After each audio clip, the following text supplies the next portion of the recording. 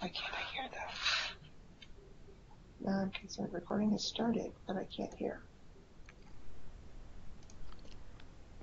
Hello ladies and gentlemen, and welcome to today's training.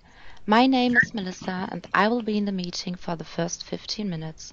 So if you have any issues, you can contact me by typing a message in the IM window. I'm logged into this meeting as meeting operator. You can also send us an email to nlplcsub@microsoft.com. Please note that the session is being recorded. Thank you in advance and have a nice session. Now I would like to hand over to Lindsay.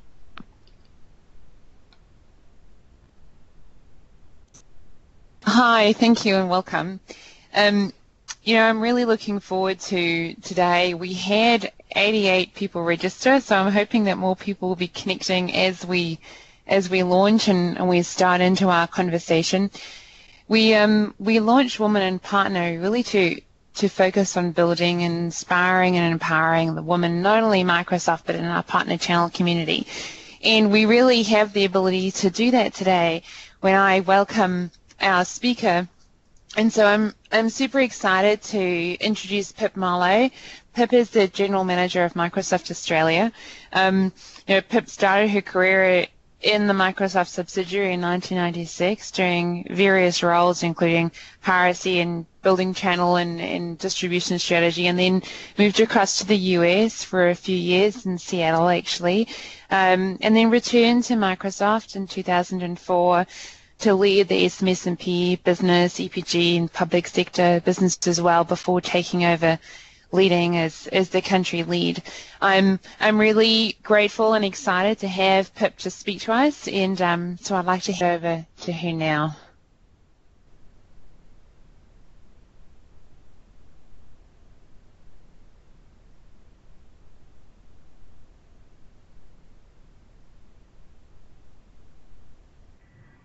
Can you hear me? Yes. Perfect, Lindsay. Thank you so much. Let me start by thanking everybody for joining us today, and I should say g'day from Australia, which should be our sort of national hello, so to speak. I'm thrilled to be spending time with you this morning. I know there's the IM window open, and we probably have some time at the end for Q&A, but my invitation is please feel free to type any questions that you might have into the chat window. I'm happy to take them as we go if they're relevant to the topic. And thanks again, Lindsay, for inviting me to join you today. I'm going to jump right in to this session. So for me, I'm thrilled to be able to talk about the role of women and women in the workplace and the importance of it. But I guess I want to start by sharing where I come from in some ways around this topic. I'm actually a really big believer in the term inclusion, because I believe if you can create an inclusive work environment and an inclusive place for people to come and do their best work, then diversity in all its forms flourishes. And that means male, female, gay, straight, transgender, differences of abilities, introverts, extroverts. We really want to create a place that can come and do their best work, not regardless of who they are, but I always say because of who you are. And I'm really thrilled that we've done a lot of focus on creating an inclusive workplace at Microsoft in Australia, which means that on the terms of gender, we've seen in the last 5 years since I've been enrolled a 10-point increase of women in the Australian Microsoft team. So now we're about 33% of the entire organisation here is female. When I look at my people manager community, it's actually even higher. 40% of our people managers are female, and 6% of my leadership team. So we've managed to sort of in some ways invert the typical triangle that you might see, which I think is a great leading indicator for the work that we're doing around that. Now, I always say, of course, diversity is not just morally the right thing to do, but actually it makes really good business sense to have diverse teams. You don't have to go far on the internet to search diversity and the impact of diversity on teams. You'll find a lot of research showing how diverse teams drive higher performance businesses. but sometimes it's even beyond that. I often share a story that I read about last year in an article, and I ask people who wants the airbag to work for them, because, men and women drive the car. And so generally everybody in the audience puts up their hands because we all want that to work for us at the right moment. But when they first launched the airbag, they noticed that a disproportional amount of women and children were dying versus men. So they went back to the design team, which just happened to be 100% men, and they realized in lacking diversity in the design team, they'd missed the differences in the anatomy of women and of children. And so they actually had to rework the design so this product could really work for everybody in the market. Now, of course, not all design cases are life or death, but as companies, we miss the opportunity to mirror the market we serve when we don't bring diversity into our design stage. And I think for us to be thinking about that in many cases, we can see that the numbers in front of us are still in a pretty challenging place. Only 25% today of the STEM workforce is women. So as you can see in the case of the airbag, that is creating a challenge in regard to pipelining. And for me, I think that so many of the stereotypes that are causing women not to go into STEM actually are starting much earlier than university. They're starting in preschool and in school, because actually boys and girls start primary school with an equal interest in maths and science, but over the period of the schooling, that actually erodes for women. And I was recently at an event that made this a sort of stark reality for me. I was presenting at International Women's Day earlier this year, and I was presenting with the CEO of an Australian-listed company, and he happens to have twin daughters who follow two older brothers. And in Australia, last year of high school is called HSC. I guess it would be your senior year in the US high school last year. His daughters were going to, had applied to take advanced maths. And they went to an all-girls school, and he got a call from the school saying, if your daughter wants to take advanced maths, we really want to have an interview with you as her parents about how you're going to support her, because advanced maths is very difficult. His two older sons had also taken advanced maths, and he'd never got that call. So he's so curious about why was it that an additional barrier was already coming up for his daughters in high school, talking about the difficulty of maths, and the same experience never occurred for his sons. So these biases and the barriers and the stereotypes that happen even before university and college really are sending a message to our daughters that girls and technology often don't mix. And I think we have to think about those myths and those stereotypes, not just in the school, but in the workplace. I recently was at an event with a very, very good friend who happens to be very senior in an organisation in an engineering role. So doing product creation, running large teams.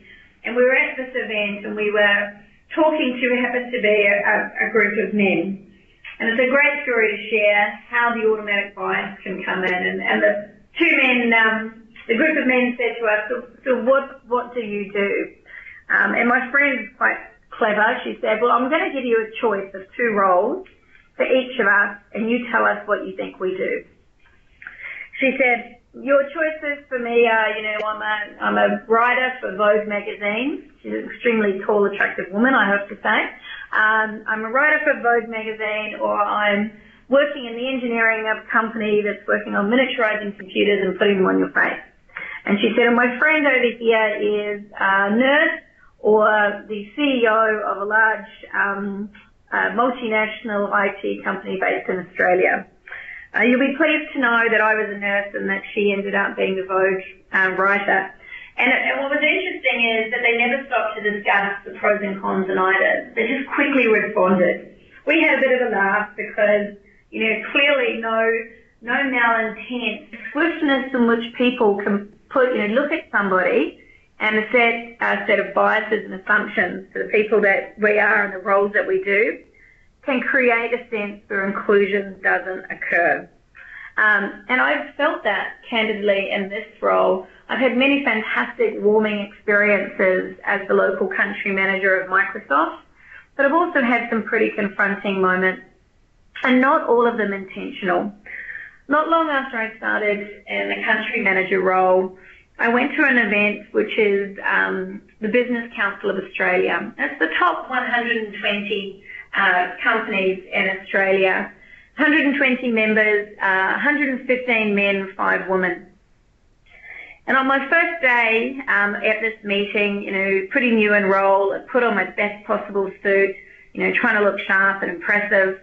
And I turned up at the event, and it was the pre-event, and everybody's milling around having coffee, and I felt so awkward and so out of place. And I didn't really know anybody, and I was looking around just going, oh, what am I doing here? So I did what every clever 40-year-old woman does. I went and hid in the bathroom. I went to the bathroom, brushed my hair, put on lipstick, and just avoided going out for a while. I thought, this is ridiculous. I am too old to be hiding in the bathroom at these events. So I went out, walked over to a group, and just started talking to some of the other CEOs. Now, what was interesting for me and what I learned from that experience is it wasn't that those men saw me come into that environment, turned their back and tried to exclude me. That was not their intent. But what didn't happen is they didn't turn around and say, hey, welcome, I see you're new here or you're different. Let me make you feel included or part of this. And that to me is where I take, one of my key lessons is that inclusion is a verb. It is a doing word. It is not a passive thing. It is not around tolerance, but it is about welcoming and acceptance. And we actively all have to take a role in creating an environment where that can happen. Because we know it's very, very difficult for girls to be, what they can't see. We need role models. And so for me, the great news is there is absolutely light in this tunnel. There is progress. And even in our own backyard at Microsoft, there are some incredible role models that I've had the pleasure and the privilege of getting to know and work with who inspire me, to continue to do what I do and sort of spread the word to make a difference. One of my role models is Tony Towns-Whitley. She's the Worldwide Public Sector Vice President for Microsoft. And the thing that I really admire around Tony is authentic leadership. And I've certainly, and I'm sure you have too, read a lot about authenticity in the workplace. And in fact, many women I speak to ask me about this element because they feel they have to sell their soul or to behave like somebody else in order to get ahead. I've read some more recent research which show actually that often people who identify as highly, highly authentic can actually be receiving lower performance evaluations or maybe not get promoted. And that really sparks, I think, an interesting conversation around authenticity. And I think there are a couple of pitfalls as you think about authenticity, and Tony has shown me how to overcome those. The three, things I think about in this are make sure in order to be authentic that you're actually not failing to grow. That means sometimes you want to hold on to your true self, but actually our true selves can be learning selves, and we can evolve and we can get better. The other thing that sometimes is a trip up for those people focusing on authenticity is oversharing. Sometimes people feel true authenticity means you have no filter. And that can then jeopardize, I think, relationships in the workplace. So you don't have to overshare everything, and that means you can still hold on to your authenticity without that. And sometimes there is this feeling inferior. Sometimes people who are less creative when they work for highly authentic leaders, whose actually strong sense of values can actually create a sense that there can't be something different to that in the workplace when you're working for an authentic leader. But Tony just demonstrates to me a fabulous balance when you get the right professional judgment and the right level of your authenticity out into the business. My other role model is Peggy Johnson. Peggy is our Vice President of Business Development and is truly an inspirational leader, and she recently joined the company working directly for Satya. What I've seen in Peggy, which I love, is this absolute ability and passion to challenge the status quo and think about things differently in a way that's very courageous. Often that comes to somebody who is not afraid to speak out and say, why are things being done like this? Have we thought about doing these in a different way? Are we creating a way where actually the things that we're doing include everybody in the organisation? And I love that she brings that to the table. And my last role model actually is my best friend. Megan works in our Windows team under Terry Myerson. And Megan has been working for years on the HoloLens business and more recently on some other top secret projects that she can't even tell me about. But what I love about Megan is Megan for years worked in the sales and marketing side of the business. About 3.5, 4 years ago, she made an incredible career move and jumped from a sales and marketing role over into our product team. Not product marketing, but product engineering and development. Really taking all the diversity in her experience, talking to customers, talking to partners, and helping bring that into how we design and make our products. She's really shown me how it's, great things can happen when you take a huge career risk and really back yourself. All three of them are great role models to me, but we need more people like that to help us learn, inspire us, and move the dial. And I know that you will all have your own stories in that regard. Because I think we often hear feedback that the rate of change for women in the workplace and its statistics have been glacial. But I think, change can come from everywhere, including, the people on this call, including myself. I think it's up to us to take the progress and take the momentum and really start a movement. We have to be masters of our own destiny or participants in our own rescue, so to speak. And so what I'd like to do is share with you some things that I think about as I think about my role in this movement, my role in helping both, be that role model or create more space for women, and things that we can all do to make a difference. My first one is, I think we all have to own this discussion, own our career plans, and we can't just keep those in an envelope or in a OneNote. We have to really think about how we share our aspirations and our goals. An interesting lesson for me in this was when I was working for Steve Vamos, who was a prior country manager for Microsoft here in Australia. And I was having a career discussion with Steve. And he said to me, Pip, what is it you want to do? What do you aspire to do? And I was like, I think I could do something like this, or maybe something like this. And to be candid, I was a bit wishy-washy. I didn't really want to come out and say, well, Steve, I'd love to be and do your job, because I felt, that would be arrogant, or, I prefer to be a more humble person. And he sort of looked at me and sort of shook his head. And he said to me, what about doing my job, country manager role? And I said, well, I'm not sure I could do it. It's a big job. Again, putting my humility before my aspirations. And he said to me, Australians, we use some bad words occasionally. He might have said a bad word, and said to me, you've got to think differently. He said, you can do this job. He said, but when you're hiring somebody as a manager, would you want to hire somebody who said, oh, maybe I would do the job, or I'd think about it? No, you want to hire somebody who's passionate about the role. So don't leave people dying wondering about what you want to achieve with your career. Own it and share it.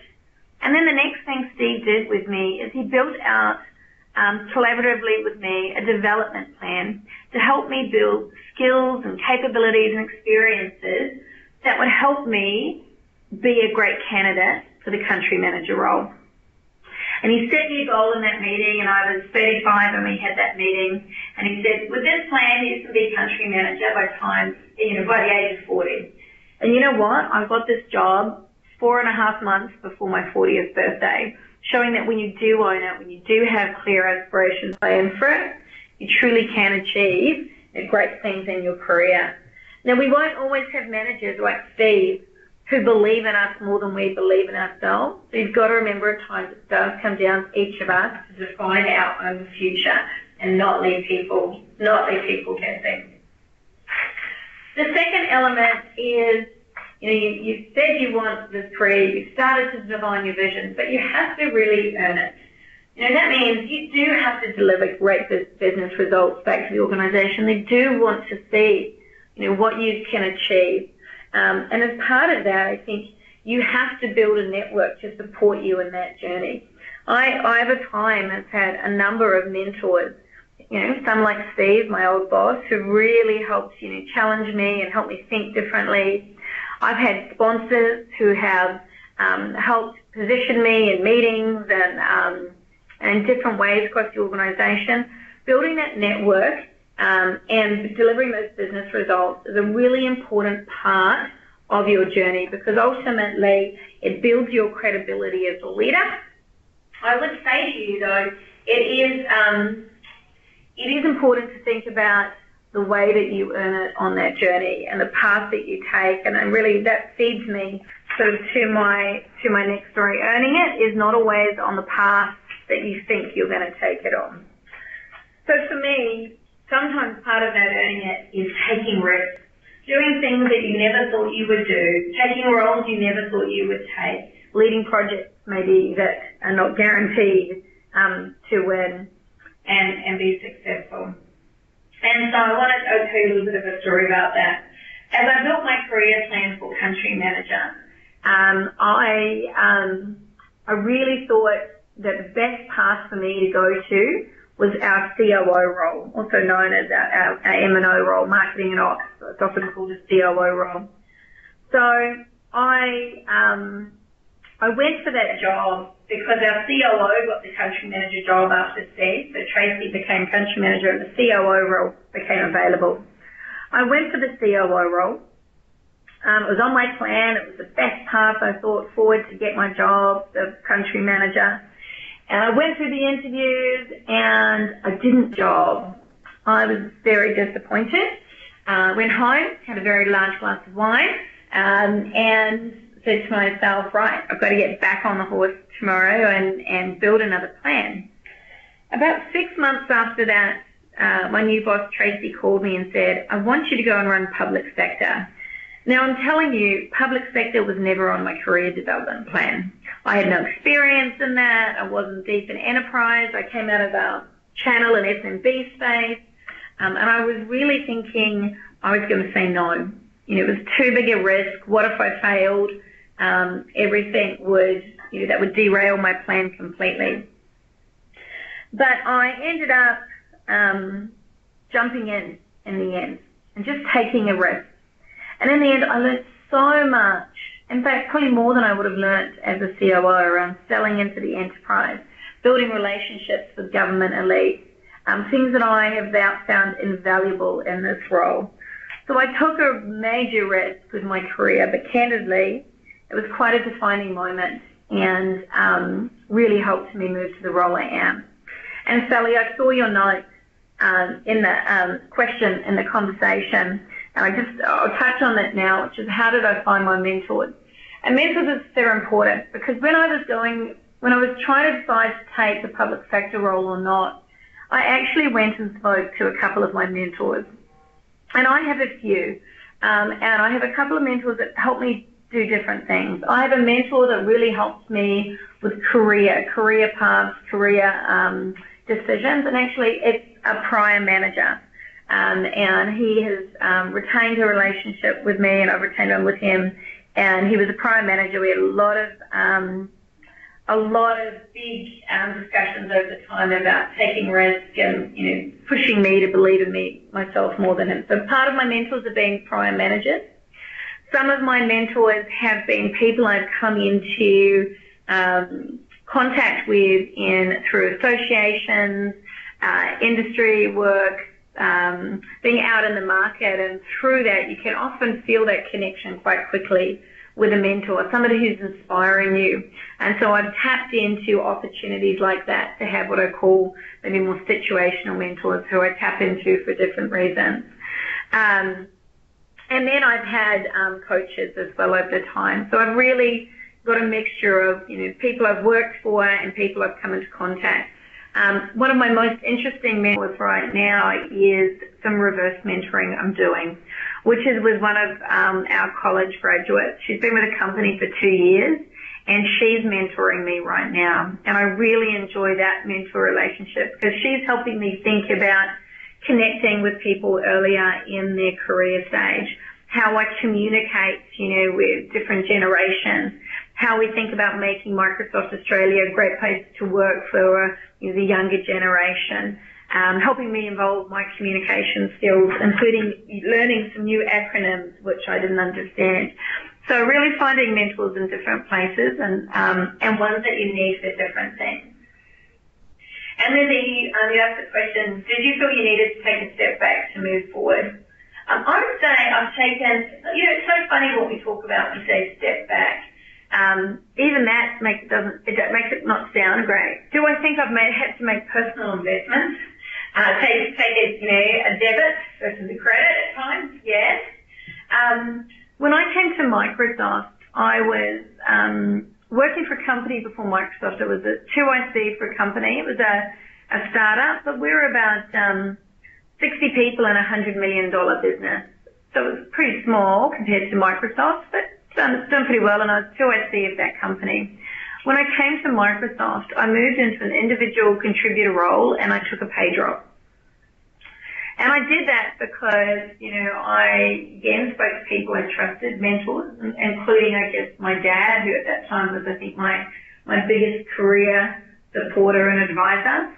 And he said to me at that time, look, you've been a big fish in a teeny pond. Just go be a teeny fish in a big pond and see what happens. And so, yeah, I do feel I've put an investment into certain roles which may have made a short-term trade-off for what I believe was a longer-term trade-off. So I've always felt those things are good if you know where they take you, if you know what you're making that investment for. Taking a step back when you don't feel it's an investment, I guess that's a question I'd have to ask myself is why.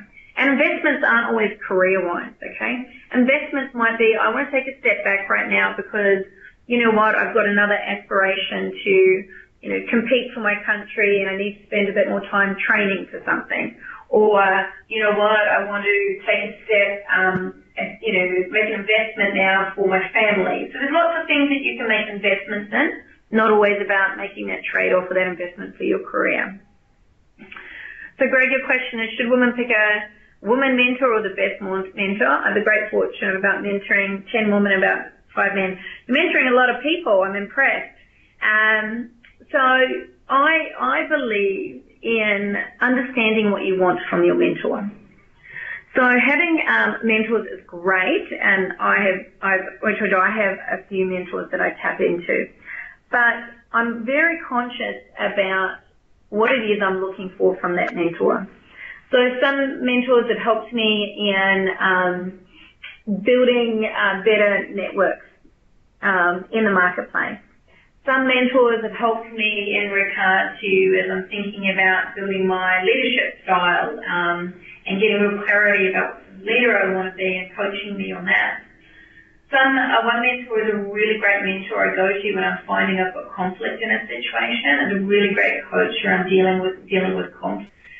And so I think you've got to start with what is the purpose, what are you looking for, what help are you needing, and then finding the best mentor to do that. Now, I think you have a couple of mentors, and through that process I think it's important to get diversity in your mentors. Because if all your mentors are the same type, then actually I think you're not challenging yourself to find somebody who's actually not like you. Somebody who thinks very differently to you and can challenge you. And one of my mentors is my devil's advocate mentor. The person I take my stuff to, because this particular person is a woman, and she's so different to me, she will turn it around and pull it apart and give me a completely different perspective, because I think that's actually, it's really good, because sometimes the higher up you go, it's harder sometimes to find the people who will challenge you and say no. And I think you need to both create an environment where your team can say that to you, but to test yourself elsewhere. Laurie, if you take risks and fail, what are your tactics or tools to help you get yourself back up? It's funny, Laurie, I don't know how you feel, but I feel like the word failure has become really trendy. Everybody goes, oh, we've got to fail, failure is good. If you are an open heart surgeon and you are doing open heart surgery on me, this is not your time to fail. Okay, this is your time to show me how excellent you are at your job and do that surgery and do it very well. So I think the really important thing is to understand when you need to take a risk and how to manage that risk. You can manage risk in lots of ways. You can mitigate it, you can share it. There's different strategies of dealing with risk. So the important thing is, in taking risk, which will fail sometimes, how have you demonstrated that you're aware of the risk you're taking? What strategies have you used to mitigate or manage that risk in that process?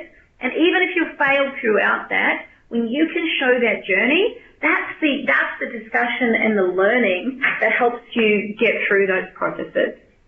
Now,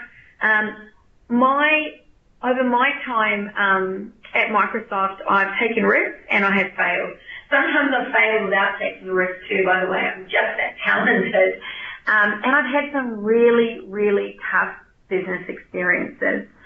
It was quite a famous process we have at Microsoft, which is the mid-year review process. It's a big meeting halfway through the year where we stop and we do a review of the business, and we were having a really tough year. And my boss had just left the company, and so the APAC team had come to Seattle, and we had no boss, and actually the APAC review turned into an Australian review, and I had 6 hours of really tough review. And I've got to say, it was probably one of the toughest 6 hours of my professional career. And people have said to me since that point, God, bet you wish that never happened. Actually, I don't. On the day, I absolutely wish that wasn't happening. And maybe for the few weeks or even few months after, I thought, oh my God, that was so painful and never want to have that happen ever again. But with distance, I thought, my goodness, I learned so much in that, and I survived. And so now when I go into really tough situations, I go in knowing that I will survive. The sun will come up tomorrow, things will get better, and if you go in earlier, knowing that, I think you can be more creative, you can be more empowered, and you can really say, hey, this may be tough right now, but I'm going to shrink the distance from pain to learning and really think differently about how I then go into the next tough situation. The next thing I just want to talk about, and it's one of my last 2 slides, I think, so if you're sending questions, I will do that. But I think the other piece of advice I would give you all is pay it forward. I know in my career there are so many people who I have benefited from because they have pulled me up behind them. They have given me a chance. They have backed me. And I think it's so important for us to do that as leaders. And when I say leaders, I don't mean just managers, because everybody has the opportunity to lead. And often, if I'm talking to one of my managers and maybe they're hiring a manager role, they go, oh, I want somebody with 10 years people management experience. If you only ever hire people who have 10 years people management experience, when we all die, there will be no people managers. Everybody got their first time gig as a people manager. And I remember the man who gave me my first shot of people management. And I'll be forever grateful to him for placing a bet on me. And so now I try to say, how do we create those opportunities for people to move into people management first time? To lead a project for the first time, to get that promotion, to get that exposure. So it was great hearing, that Greg is mentoring, 15 people. Each of us should be mentoring, creating opportunities sponsoring really importantly. And I talk about sponsorship different to mentorship.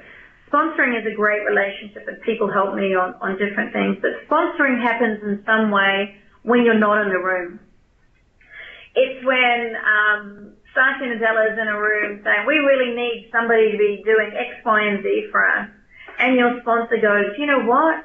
I think Pip Marlow would be great at that, or John Smith would be really great at that. They put your name up. They position you well when you're not there. They are sponsoring you even when you don't see it. And it's very difficult. And I've never asked anybody to be my sponsor. I think sponsorship is earned. You can ask somebody to mentor you, but the best sponsors you earn over time, and they're there representing you even when you can't represent yourself. Question: how would you describe your brand, and how do you continue to build it? So I'll answer two things. First, I'd say my leadership model style is a bit of a cross between situational and empowering. I do think it's important as a leader to really empower your organisation about why we do what we do, but also situational because you do need to adapt. Is your business performing? Is it not performing? And how do you do that?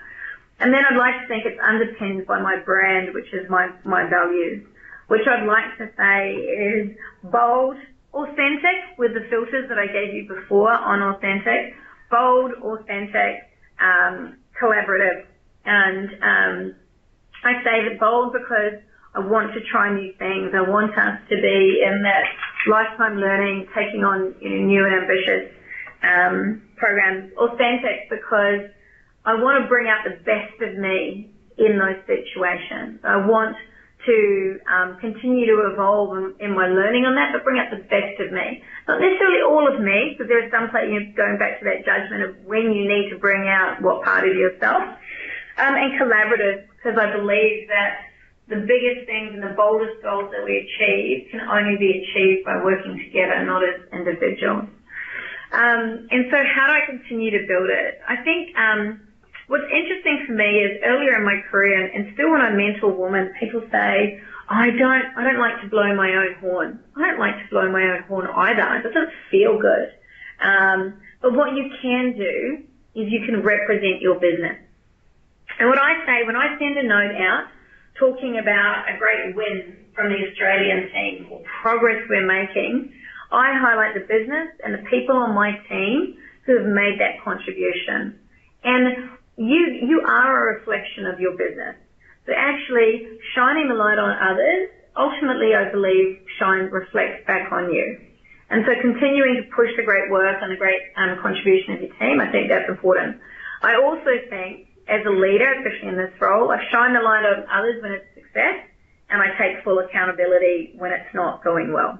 That's when I have to own it because the buck stops with me. So I try to be that leader, and then people can see that hopefully through that model we deliver, and I'm accountable when we don't. And I don't want to leave it and say to you that results speak for themselves, because results do not always speak for themselves, which means your communication, your role in doing and sharing it is very important. It's like the discussion that is going in Australia right now. It's a really interesting conversation about merit. Being a meritocracy. The issue with meritocracy is it's a fantastic concept, but poorly understood and erratically applied. My idea of meritocracy and Lindsay or Sally's or Greg's were very different. And so we have to be really careful in just saying it's all about merit, because we all look at merit very differently. And so you do have a role in, I think, creating your brand, and being aware of what your values are and who you are, and then saying how do you then apply that in a way that helps you and the others around you. So I think I fundamentally believe we all have a right to a seat at the table that you are clear about that you want. I know there's a lot of conversation around lean in. I say lean in, lean back, lean to the side, lean in a way that makes sense for you. And through that, through taking the seat that you want us to take at the table, we can create a place where everybody can have that seat. And I think, ensuring that, people of every gender, race, religion, sexual orientation can work and bring their best self out at the workplace it's a business imperative and certainly not an afterthought. And I think the number one way to achieve it is not to wait for Satya to do this or some policy to come out from our organisations, but for every individual, for every man and every woman to really step up and make sure that our voice is heard. And I think that's what happens most, the best advice for all of us is make this personal and take action as part of it. Because if we don't, then who's going to? And if we don't do it now, then when will it happen? So with that, I'm happy to take any other questions or any feedback or comments that you might have.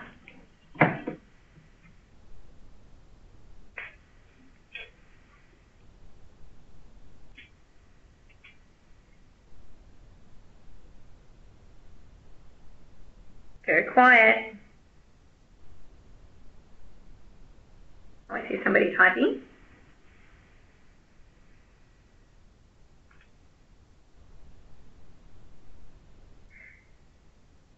I'll wait until the message resolves. I can see some talking echo. Thanks, Diana. Appreciate it.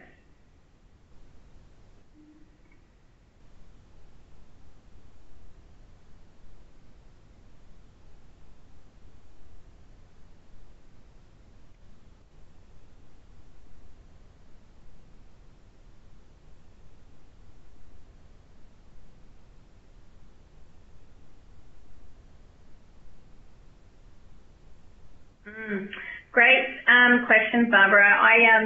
I think when we talk diversity, so often the conversation comes to gender. Diversity and what we see is 10%, yeah? True diversity is diversity of thought, styles, experiences. And certainly I understand it's hard to get it right for the things you can't see. It's hard to get it right for things you can't see if you can't get it right for things you can, like gender, like skin colour.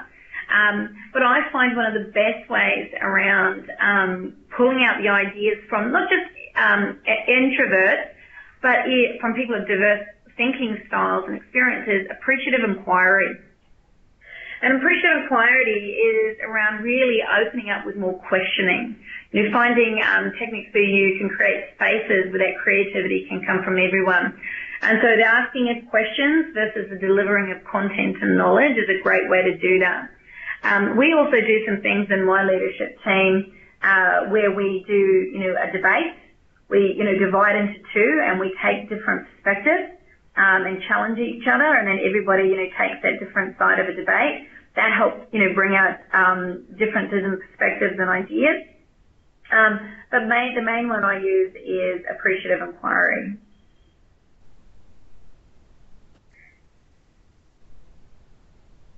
Yeah, I like that, Greg. Actually, I think on the training material on presentations, Microsoft has so many stock images which I think show a lot of diversity in action. And I do think finding material that, or content that speaks to everybody. And again, that's not just about how people look. It's about appreciating, finding in those meetings ways to appreciate people who don't necessarily speak up but do great work in their everyday job. But I do think, Barbara, going back to your point, highly authentic people who are really introverted, one of the challenges in that is, okay, I'm an introvert, and being authentic to that, I'm not going to change. And actually, that's where I say authenticity is a really interesting thing, because I think you have to say, hey, if I'm authentic and understanding there's parts of me that may hold me back in certain environments, I have to understand how I can bring the best of myself out. And I think that's where we get into this values conflict. I'm both an introvert and authentic. Does that mean I can't change or can't address or manage those things? I think there's also part of it goes back to my earlier comment about owning it. As managers and leaders, we have to create an environment for everybody to flourish, but as individuals, we have to own it and find ways for us to flourish as well.